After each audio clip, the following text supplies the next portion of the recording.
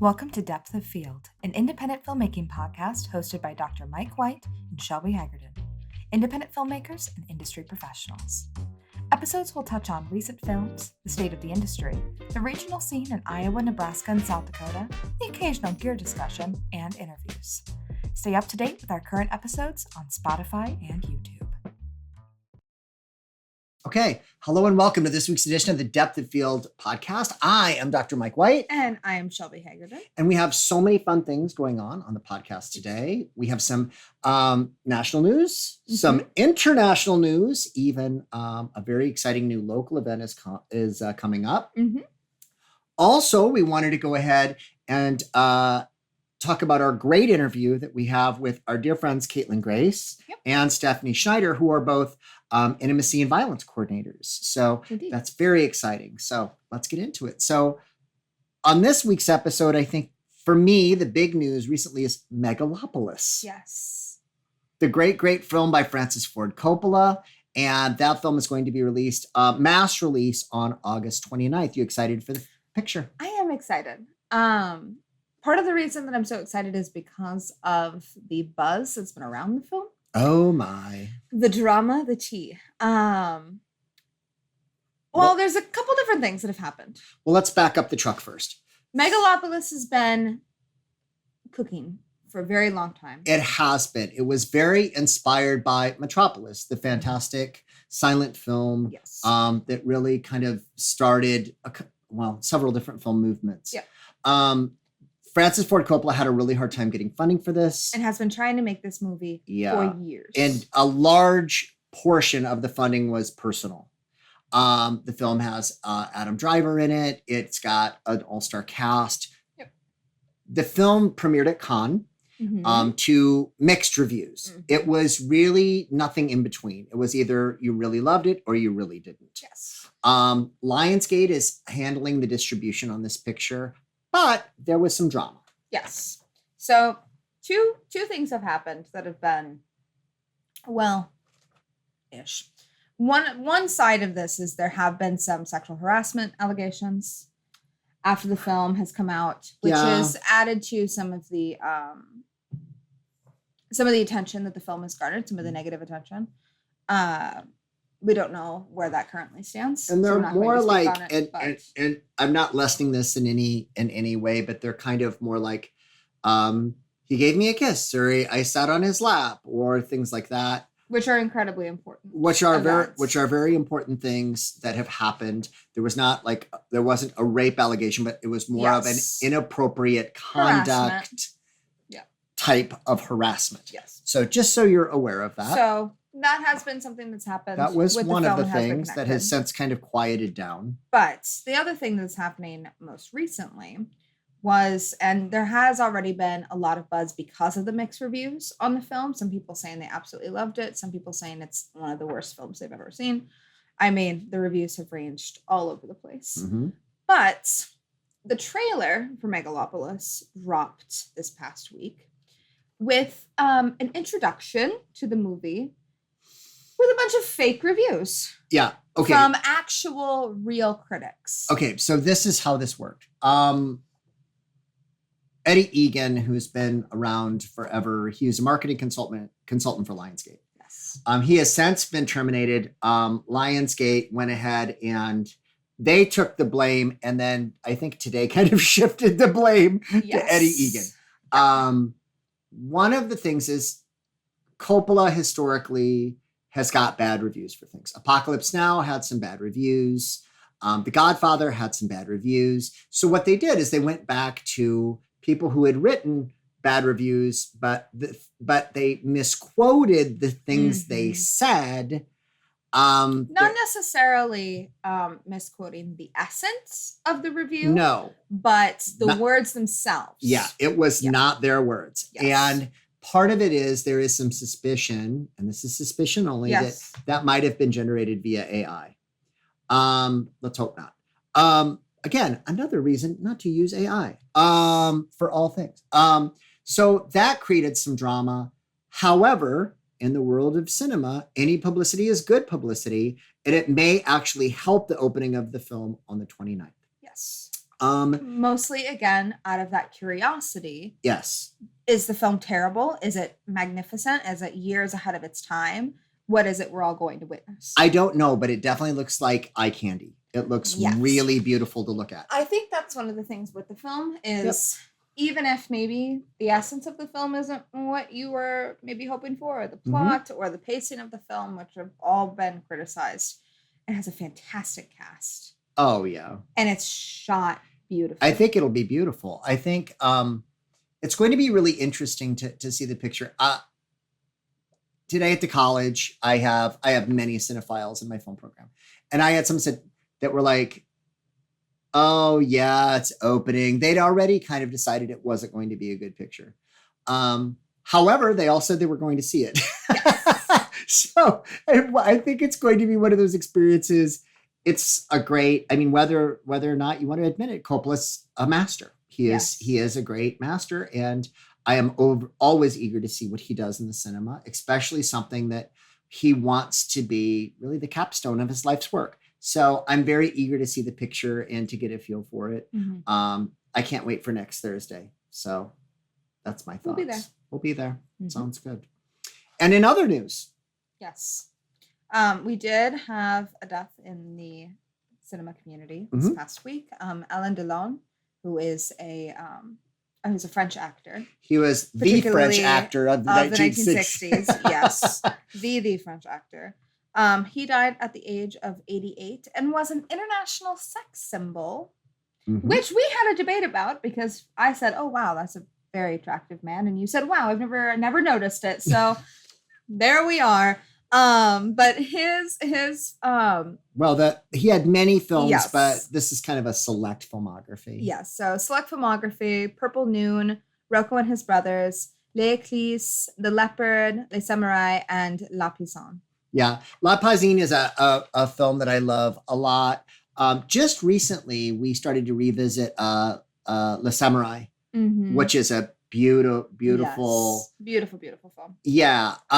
It's 67, black and white, harkens back to some American style noirs in some ways.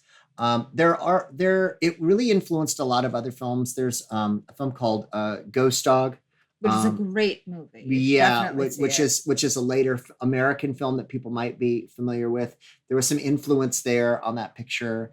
It's a fantastic, just absolutely fantastic picture. He was a great actor and a handsome guy. So and if you have access to the Criterion channel, if you are on there, they do have a lot of his films together in a nice little collection right now, so you can kind of go through them one by one. They had like the moment he had died, they had a curated they were collection ready to go. So yeah. This next piece of news is near and dear to our heart. This is a new film festival in Corning, Iowa. This is the Iowa, Nebraska Heartland Film Festival. Shelby and I had a fantastic screening of The Cross there this past year. It was part of our Film Iowa tour when we were touring the film. By the way, shameless plug, make sure that you watch The Cross on Amazon Prime. If not, you can wait it out for a few weeks. It will be on Tubi. So that's kind of the case with that. Also, that event is going to be March 7th to 9th in Corning, Iowa. Shelby, tell us about that facility. Okay, so it's a really beautiful facility. It is an old vaudeville opera house. Really, really beautiful space. Great screening area. A lot of history in there. But the town itself is very fun. So it is, I believe it is the smallest town in Iowa. The smallest town in the smallest county. Smallest town in the smallest county. Yeah, smallest town in the smallest county. It is incredibly small. A lot of fun, though. A lot of really interesting, very kind people. We had a huge screening in the smallest town. And that's where we had the great restaurant. Yes, and the food is fantastic. Yeah, they had a great restaurant. We talked about that in a previous episode, but we had such a great time. I had chicken marsala for $14. It was crazy. We went ahead and at the Corning Opera House, the curators there were absolutely wonderful. Yes. And they talked to us pretty extensively about an interest in a film festival. We encouraged them, and they did. They went ahead and they developed a film festival, and it's going to be only Iowa and Nebraska films by Iowa and Nebraska filmmakers. We're so excited for Corning, and we will be there. Yes. To support this event. And it's in a really, really great location between Omaha and Des Moines. Mm-hmm. So very easy for people from either area to get there. And also the dates are perfect because there's no other events at that time. So it's a perfect time. Definitely, I can't recommend it enough. I mean, absolutely. Super fun. So we also wanted to talk about some other news. Yes. From Nebraska filmmaker, the fantastic Alexander Payne. Yes, from Omaha. From Omaha. Mm-hmm. And we had the privilege of talking to Alexander Payne this past year. Yes. When he was touring The Holdovers. It was really, really wonderful. Yep.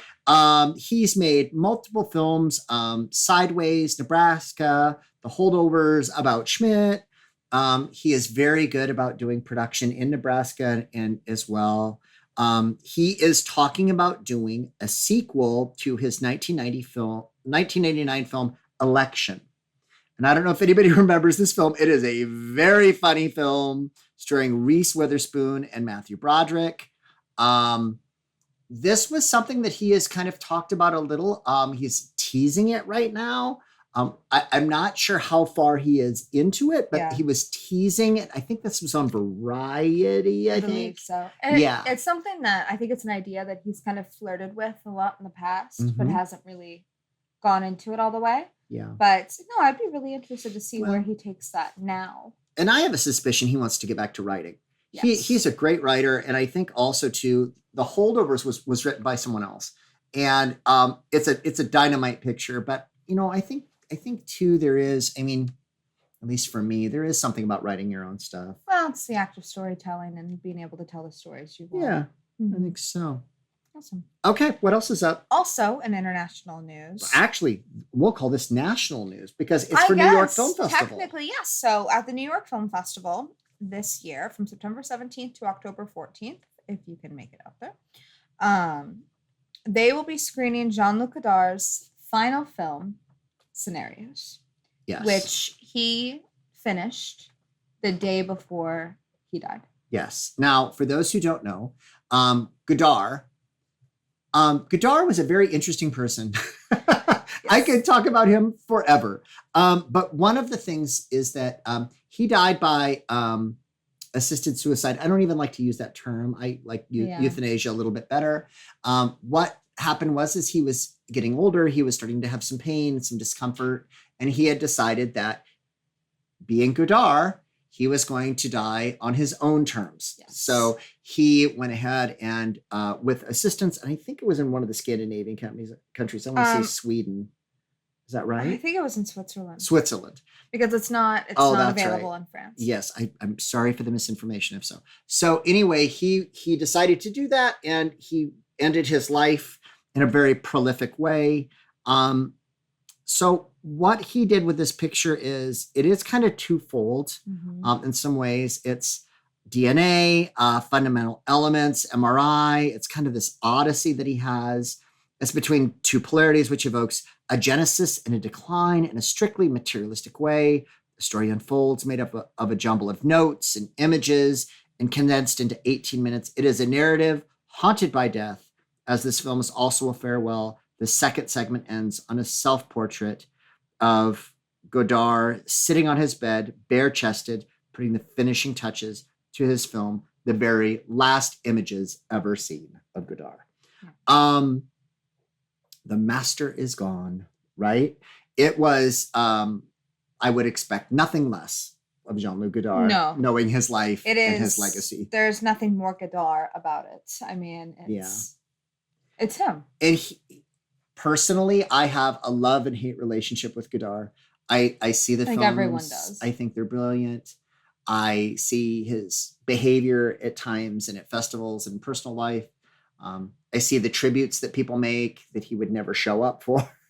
I mean, he lived on his own terms. I don't think there's any question of that. Yeah. But also, too, I don't think anybody could deny it. He was a genius, cinematically. So that's really extraordinary. I am really looking forward to being able to see this when it's released more publicly. Just because both of us have been very big Godard fans, and it will be nice to see that farewell. I have a lecture that I give, a Godard lecture on his life and works. It's going to be really nice to be able to finally, I'll punctuate that with this final work. I'll add that to it. So if anyone would like to have me give that lecture, I am always willing to do that. So you can go ahead and invite me. I would love to do it. So, well, I think that wraps up the news. So let's go ahead and we're going to move on to our next segment. Okay, so on the next segment of the Depth of Field podcast, we have a couple of great friends who have agreed to come on the show today. We have Stephanie Schneider and Caitlyn Grace. Both are intimacy and or violence coordination specialists. And we have them on the show today because it's we need to talk about, of course, something that's really important for all of us, and that is safety on set and having our actors feel safe and having all of these scenes be real. And we need some help. So thank you for being on the show. Glad to be here. So happy to be here. So first of all, if you could just kind of tell us, and we'll start with Stephanie, a little bit about yourself and how you became involved in intimacy coordination. Like you said, my name is Stephanie Schneider. My pronouns are she, her. I'm an intimacy coordinator and director based in Des Moines. And I kind of got started with, as an actor, I just kind of a general intro class of like how to navigate boundaries when there's not someone there. And then right before COVID, I took an in-person intensive, 3-day intensive in Minneapolis, and it just excited me. I felt so empowered. I felt like more of a collaborator in the process. I felt much more control over how I'm viewed and how I present myself on screen. And I started to feel like maybe I wanted to share that with other actors and make other actors feel that same empowerment that I felt. And so I kind of started dipping into intimacy directing for theater, and then most recently in the last couple of years got certified for film as a coordinator. So kind of just been snowballing since then, and now I feel like I'm just on back-to-back projects, and it's great. I love it, and it always brings me so much joy. Outstanding. And Caitlyn, your background's a little bit different because I know you've got a background in kind of fight coordination and violence coordination as well. So why don't you tell us a little bit about your background and how you got involved? Yeah, so I started out as a stunt performer, certified through the United Stuntmen's Association out in Seattle, and kind of paid my dues through live shows and theater. I did the world's largest live stunt show in Guangzhou, China, called Countdown to Ruin, and a tour with Marvel Universe Live and Feld Entertainment. And through that, started really getting into a lot of martial arts.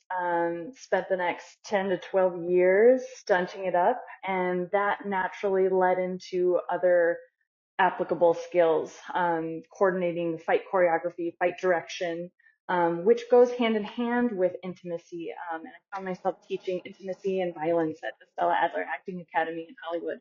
And then pro wrestling. And a lot of those things have the same skills. Actually, I don't know if everybody knows, Tony Asina, the founder of IDI, Intimacy Directors International, I want to get that right.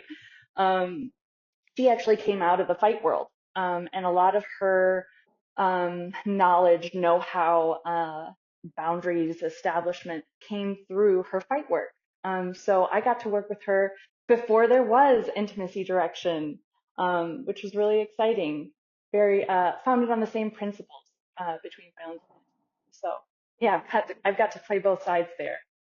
So going in from that, I'd like for you both to kind of, because you're both have such different backgrounds and different sides to this, if you could both explain a little bit as coordinators, what exactly each of you do, your roles. And Stephanie, we can hop back over to you quick. Sure.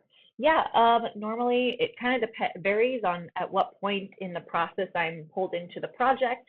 But ideally, before, at least a couple weeks before filming, I talk with the directors, kind of get their vision for what they're envisioning for those specific scenes of intimacy.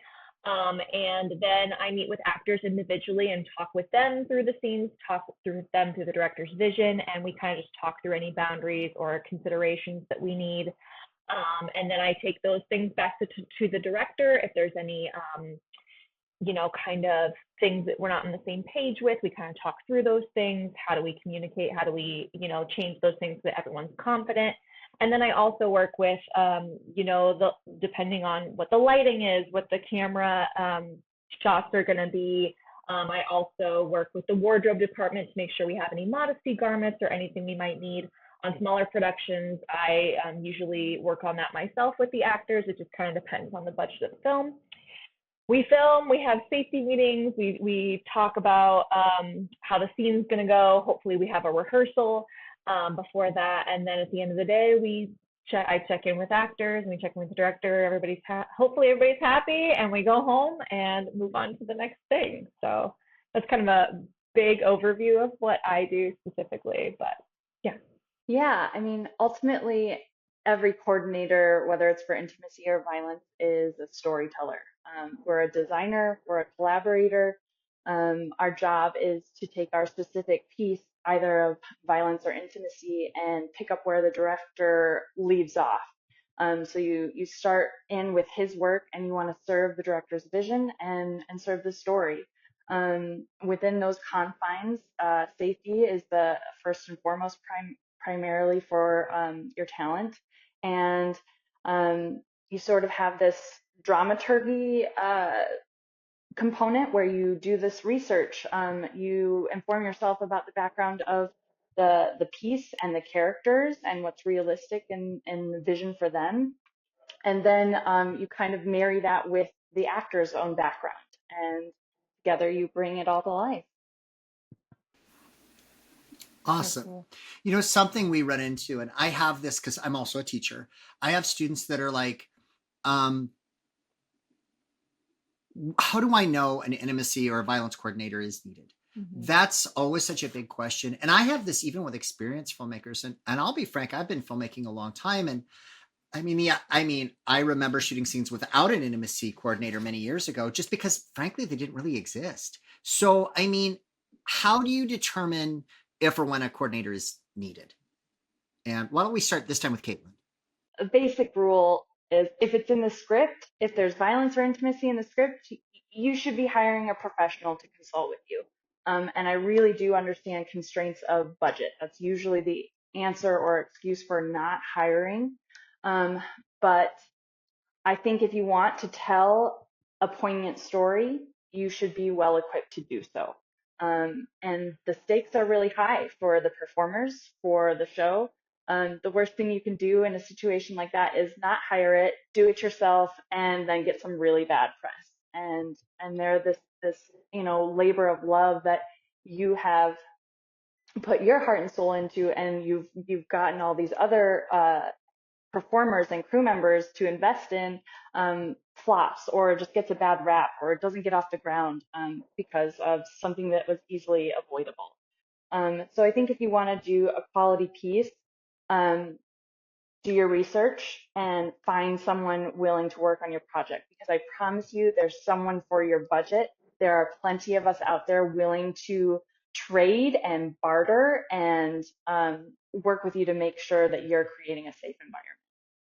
Yeah, echoing everything Caitlyn just said. I know specifically for me, an absolute you must is if you have any sort of nudity, simulated sex, or hyper exposure in your script, absolutely needs an intimacy coordinator. Beyond that, I have worked on things as simple as a first kiss. And while that is something that some of us might be really confident in, I've worked with numerous people where they've never actually had that experience with anyone in real life, no matter their age. And that can be a very nerve-wracking thing, to just wanting it to look good. Actors also just want so badly to tell that story and also make it look good, but also not let anyone else down. And that's, just a natural power dynamic that happens. We can't do anything about that. So it's been really great to even work on some of these, what some would consider, smaller intimate moments, but the the storytelling, and those moments actually tend to be the pinnacle or kind of the shift in the story sometimes as well. So I think, like I said, those pillars of nudity, simulated sex, and hyperexposure are very much an absolute necessary. But having someone like Caitlyn said to continue to assist with storytelling and movement, someone who's very, we're looking at what's on screen, we're looking at how the movement, how to tell that story, I think is also invaluable. And you touched on a term I'm not familiar with. What is hyperexposure? That can refer to quite a few things, but things like a pregnancy scene, labor, something where the actor is in a position where maybe it's not necessarily nude, but it is very exposing, or things where like someone who constantly wears their head covered is actually going to uncover it for just a specific scene. That can have a big effect on them in their life. So an additional like removing of a garment or a piece that otherwise they wouldn't do in their everyday life. Mm-hmm. And I love that too, because that is so important too, especially not even, I mean, like obviously we're seeing this on screen. We want it to be believable, but we also, I mean, we want to know that the actors were safe during filming. It's very Yeah. hard as an audience member when we find out, especially if there's a work, 20, 30 years ago, Yeah, it ruins the that picture. these actors were so uncomfortable and other people on set are uncomfortable, because it's an experience for everyone on set. Yeah. Actors, crew, director, everyone involved is really, really deeply affected by these scenes. So it's wonderful, especially even if it's the smallest detail, even if it is maybe a first kiss, if it is, a slight exposure, there should always be that comfort level. I always say that it's important to feel like when you're going to film set, it's like you're going to the office. It's like you're just going there, you're going to work. It should feel as comfortable as if you were just going into an office doing your regular job. And I think this is really important and kind of gets into our next question. But when you are setting those scenes up, when you're going to the office early on in a film shoot, in a like onto your film sets, onto the shoot, especially in pre-production, um, how early do you both prefer to be involved in the process? Because this is something that we're working through right now in Yeah. the writing on the painter, because there is some intimacy within this. And we're working through right now, even in the writing phase of, okay, what is good, what's appropriate, how much to be writing in the script. We had this conversation with Carson Morrissey too last week, which I know Stephanie, you've worked with her. Yeah. And wonderful job on that Yes, Thank picture, you. by the wonderful way. job. It was great. Beautifully done. Yes. And like it's so important to be able to have those conversations really early. So I am wondering how early in the process do you prefer to both be involved? Do you mind, Stephanie, if I jump in on this really quickly? I just wanted to address the statement, you should be as relaxed or safe and secure as going to the office. I think the point I'd like to make right here is that the content that Stephanie and I are dealing with is not comfortable, safe, or secure. We are specifically coming into situations, I think that is dealing with the heightened sense of the autonomic nervous system. So we're coming into situations where the body does not necessarily know the difference between drama and playing pretend, and the very real intimacy and violence and chemical and hormonal reactions that are occurring in that space. So a lot of our work is laying thresholds and boundaries for the work to happen, so that performers can take themselves out of comfort zones and really get to the depth of emotion, and the depth of, quite frankly, trauma, of a lot of the characters that they're portraying.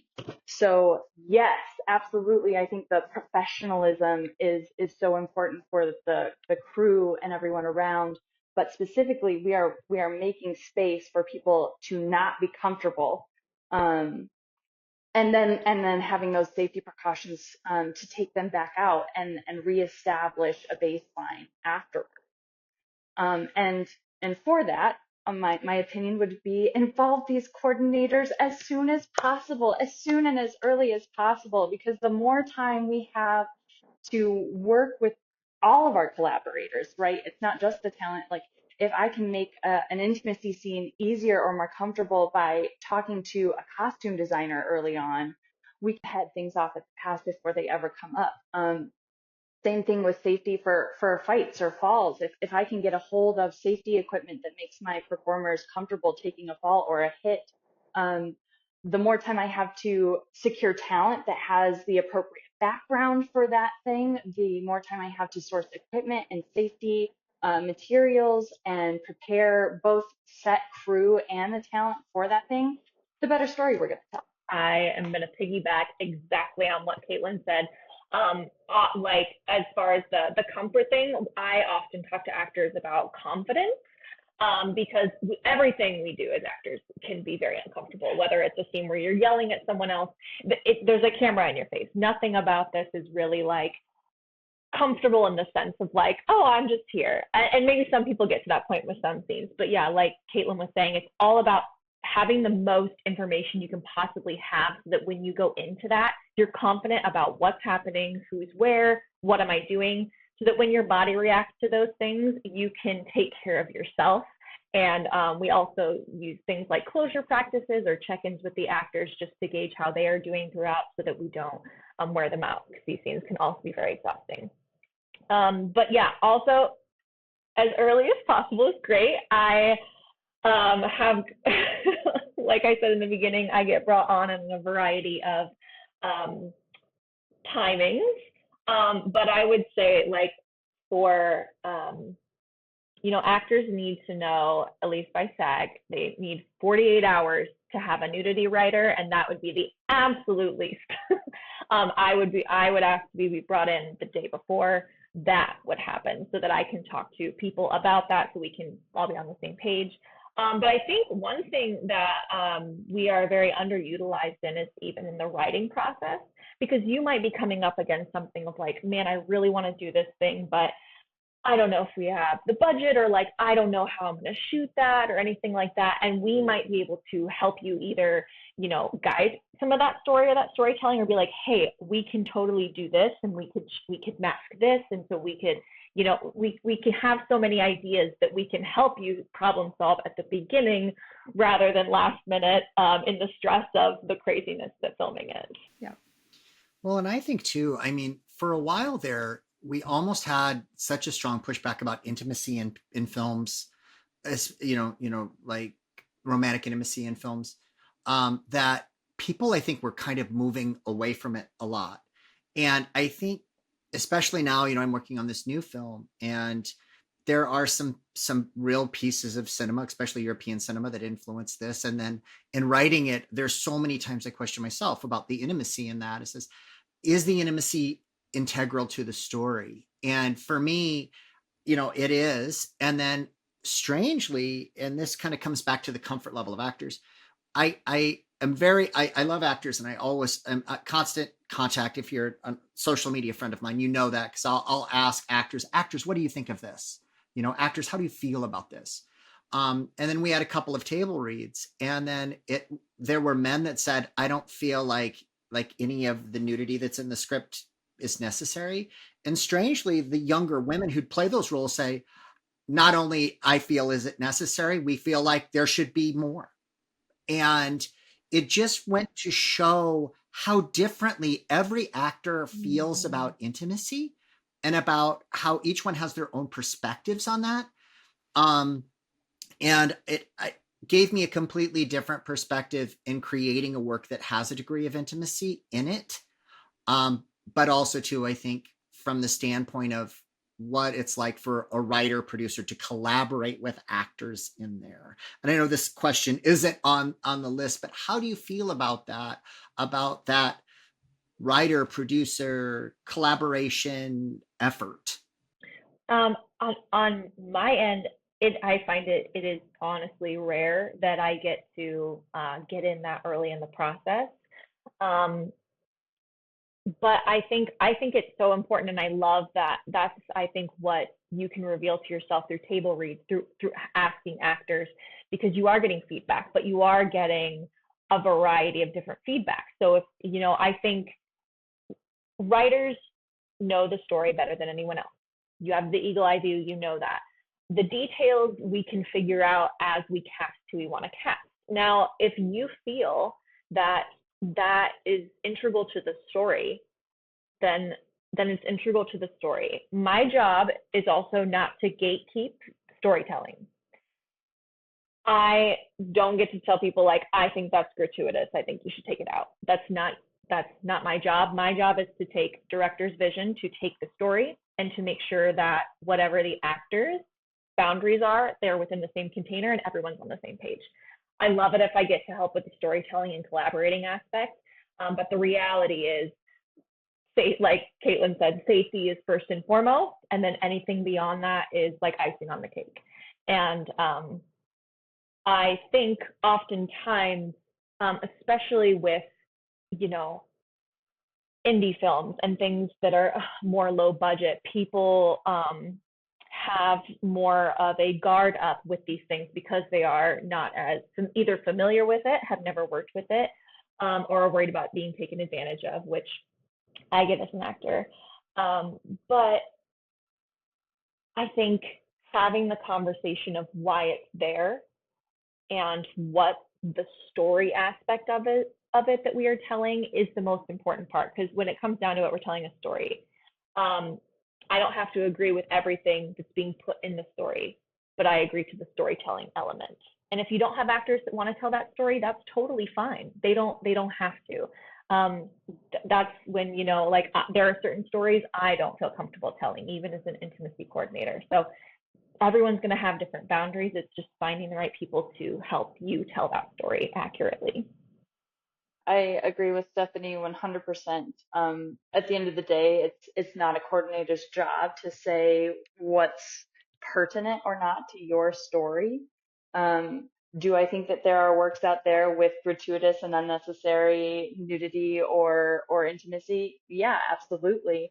Is there an audience for it? Yes, there is. So is it going to be made? Yes, there is. And is there a coordinator for that? Yes, there is. Is it me? Probably not. Right. I'm going to work on sets that I want to contribute to, and pieces of work and art that I find edifying, beautiful, worthy. And everyone has a different opinion. At the end of the day, art is also entirely subjective. So where someone could see gratuitous, unnecessary nudity, someone else is going to say, no, this is actually poignant. This is important, and needs to be seen. And at the end of the day, I think everybody's story is worthy. So if someone's story is being told and it's truth, if truth is being conveyed, I'm behind it 100%. It's a very weird thing because you see such strange criticism around intimacy coordination, especially from people that have been in the business a little bit longer. And it's the idea of this isn't telling an authentic story. The actors should be able to like decide what they're doing within the moment. And I am curious because there is a degree of the actor needs to be able to make choices, but there's other actors on the set and they need to be involved in those decisions. So I am curious too, because you are speaking, and again, this is off of our question list, but I'm just thinking about it because we're speaking a lot about confidence and being able to create an environment that is safe for everyone to be able to feel empowered to be able to speak up and feel confident and go to really uncomfortable places. So I am curious, just because I don't think we get the opportunity to see we get a lot of Facebook comments. We don't get the opportunity to see a lot of intimacy coordinators respond to those types of comments saying that intimacy coordination isn't necessary. So I am curious to hear kind of what a response would be to that. Sure. Yeah, I'm all in. I mean, okay. Mm, I feel like there are some really obvious like analogies we could make here. Is the musical number choreography believable? Is the fight choreography not made better with a coordinator? Is the set not made better and more believable by a production designer? Like, we're wading through the land of make believe here, and we're telling stories. And I think excellent storytellers are doing that professionally, and professional storytellers have know-how and techniques to convey meaning well. I think we've been trained to tell romantic stories, violent stories, heightened situations. I think that's literally our job. So for intimacy to be picked on in this way just feels um it feels like you have another agenda, right? Like all of this is contributing to playing pretend, to tell stories that will move an audience, and I think that if you can wrap your head around uh, FX, visual effects, or music playing where there isn't any in real life, or lighting effects taking place and transitions. I think if you're in the medium of film, you have to be able to wrap your head around every part of that can be professionally broken down and improved upon, to tell the story better. Yes, to all of it. Um, I think there's so much here because some actors may be like, I am great with everything in this scene. I don't need a lot of support, and I'm always like, that's great. I'm great to hear that you're confident.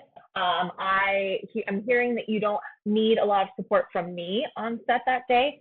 But I am going to be on set and I am going to be checking in with your scene partner and with crew. I'm not just here for one person. I'm here for everybody. And like some actors have said, like, oh, I'm confident. I don't need a robe in between takes. I'll just stand here in the nude. And I'm like, I am so glad you're confident in your body. The crew did not consent to you just being exposed the entire time. So we are going to ask that you robe in between takes, and we are going to have a closed rehearsal space just because those are the general safety and consent things we work with. So we can absolutely work in a container if two actors are very seasoned and they're like, we've got this. I'm going to be like, great. I'm going to be watching on camera to make sure we don't see modesty garments. I'm going to make sure that things are looking good from a camera, because just because they feel good in the moment and feel good in our bodies doesn't always mean it's telling the same story as what's on the camera. So there are lots of other pieces to that. That's not just about like, well, I'm good, I don't need anything. That's also assuming that my experiences and my boundaries are the same as my scene partners. And we all come from different experiences, and that's just almost never the case. So I think it's important to be, have that awareness of the people around you as well, and not only yourself in those moments. And I think just a lot of people haven't had to think about other people or think about if they themselves even have boundaries. I find oftentimes actors don't actually take the time and consideration to discover what's coming up in their own bodies, what they're feeling. And I found that in myself a lot too, of like, I'm pretty much good with anything. And then I realized, oh, I'm definitely not. And it changes show to show, it changes person to person, just like it does in our everyday lives. But I do feel like COVID kind of helped us in some way, because people started to have boundaries about being masked, being how far apart we can be. And so I feel like that kind of did introduce a little bit of the conversation around boundaries. It's a little bit more open now, at least in the circles that I'm talking with people in. I think this is really important because when you think about actors as a population, their entire mindset is very much to please someone else. They are trying to be someone else for someone else to serve the story, to serve the purpose. So they are used to saying yes and, right? They are used to being agreeable and giving everything they can. And they also have in the back of their mind like this weird, if I don't say yes or agree or communicate my boundaries, I'm gonna get blacklisted and I won't work again if I establish that this is outside of my comfort zone. So I think there's definitely some fear-based thinking that gets people to consent where they're not entirely actually comfortable. So really equipping that artist with a bit of authority, a little hierarchy from the administrative side, really does serve as an empowerment. Well, that was what do I want to say here? It empowers them to do their work better. It empowers them to establish a boundary. It gives them both the language and the way to say no or yes or think about actually what they're agreeing to, which they're not used to. And I speak as a performer myself. I really had to, even when I was teaching intimacy and violence in Stella Adler, all these graduate students would come in and say, "Oh, I have no boundaries. Oh, that's totally fine." And then there would be a scene where something would come up and we'd have a conversation and we'd go back to the drawing board and I would have my students practice saying no arbitrarily, just putting the word no and establishing the ability to be disagreeable um, from the ground up. Like you have to learn that skill. So I think an intimacy coordinator really empowers someone who might otherwise feel vulnerable and incapable of enforcing their boundary to do so. It is very hard to be able to say no. And I think we live so much in a culture of we need to make sure everyone's happy. Make sure that, you are giving the performance that is pleasing the people that are paying you.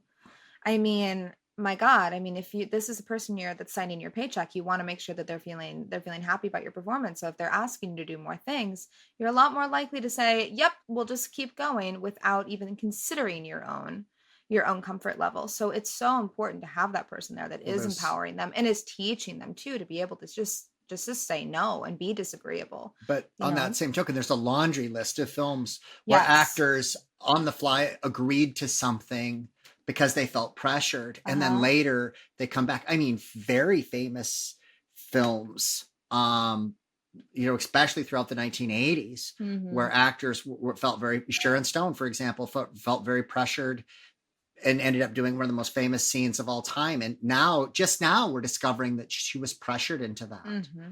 And And I think the Me Too movement was really integral in being able to support yeah. people and speaking out about those things. So I do wonder then, getting into that next question, what are your largest concerns on set as an intimacy coordinator?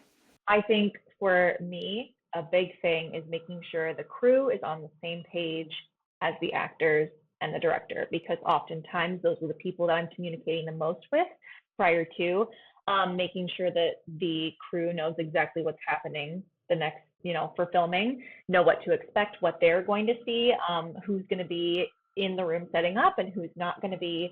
Um, and then just offering kind of a note on language, because as we become uncomfortable, sexual situations can just make us as humans uncomfortable, and the first thing we defer to is jokes or comedy to lighten the mood or to make ourselves feel less awkward. Whereas those things, if I'm hearing, as an actor, I'm hearing, people joke about the scene I'm doing where I'm in a very vulnerable situation, that makes me not want to do my job. It makes me, now I'm overthinking the situation. And so I think also just making sure that the language on set is still very professional, and that everything that's happening on scene on screen is what the actors have agreed to. Also doing frequent check-ins with them to make sure everything is good and nothing, no modesty garments are sliding, or we need to retape things.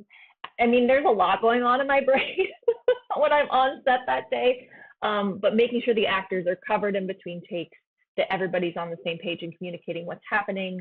And yeah, I think those, and language, that everyone is using professional language on set.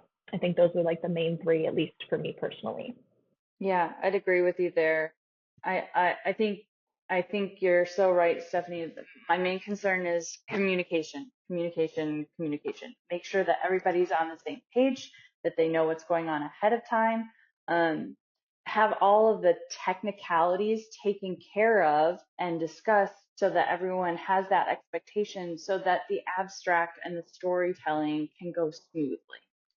I think back now, and it's been a long time since I've shot scenes with intimacy in them. And I always remember waking up that day, that being for me, I think I'm the most stressed person on the set, even more than the players sometimes, because I want it to be right. I want everybody to be comfortable. And I think as a director, and I still do this, and I know both of you have been on set with Shelby and I, a very common question I ask actors is, how do you feel?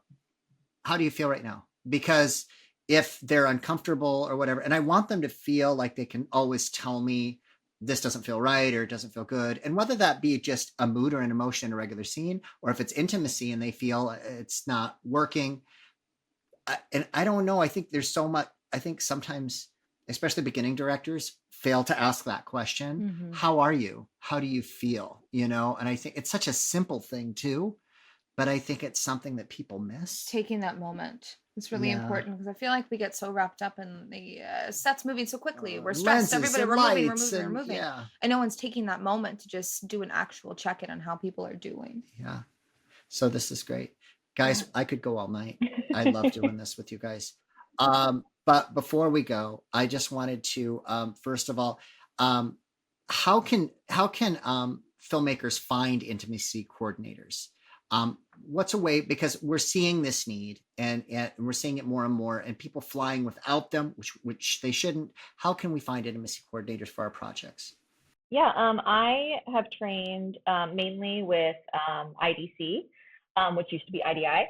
And they have their website has a list of people you can search for, either live performance or for film. And so does Thai, or theatrical intimacy education. I've taken classes with them as well. They're great. They also have a list of people to choose from that have their locations and where they're based. I also have just started to get to know other coordinators in Iowa. And so now I'm like, oh, thank God, I felt like I was the only one out here for a while. So even if someone's like, oh, I was thinking of Stephanie, and I'm like, I can't do it, but here are some other names.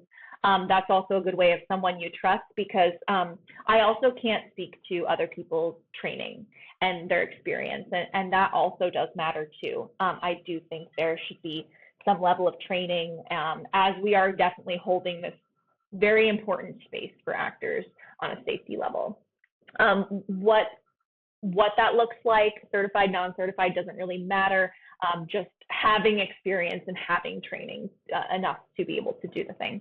So yeah, I think definitely looking on film pages as well. I know I'm on the Iowa film page, so I tend to kind of look. As soon as you were like the painter, I was like, well, if you need somebody, I'm here. But yeah, I'm I said, I'm not always able to do every project. But I have other people that I trust that I can definitely reference people to as well. So that's kind of where I would start and go from there. But open to Caitlyn. If Caitlyn, you have good suggestions too. Major markets, major markets, you're going to have a database. All the major markets have their industry standard and their go-tos. If you're in a smaller market, absolutely get on the social pages, get on the meetup groups. Word of mouth is going to be, this is a human endeavor. Storytelling is a human endeavor. And honestly, I find out more from people in my area and those meetup groups and those small social groups as a reliable source for who to work with, and also very much so who not to work with. Your reputation will precede you if you are doing work. So yeah, make friends, make movies, and ask around. You'll find out. Guys, we just miss you terrible. We miss you on set, and we miss seeing you. So it's wonderful to see you. Miss you as well. I know. Well, there's been a movie in between, because we got to get the gang together again. And so there's been a picture in between. And then, of course, we're busy beavers working on, get everyone together again. Yeah, we're working on some stuff. And then the painter is next summer. Entomologist's Wife is also coming out. Weird. This fall. Weird and fun. Many it films was so creepy. It's just, shooting that was weird. It was creepy. I was so confused. Oh, the teasers have whetted my appetite. Yeah. So it's really great. Well, thank you so much for being on the show. We really appreciate it. Everyone, make sure that you... Thanks for having us, guys. Of course. been great. Thank you. Everyone, make sure that you tune in a couple of weeks for the next episode of the Depth of Field podcast. Again, I'm Dr. Mike White. And I'm Shelby Hagerton. And thanks for listening to Depth of Field. Thank you for listening to Depth of Field. And check us out on YouTube and Spotify, where we post new episodes every 2 weeks.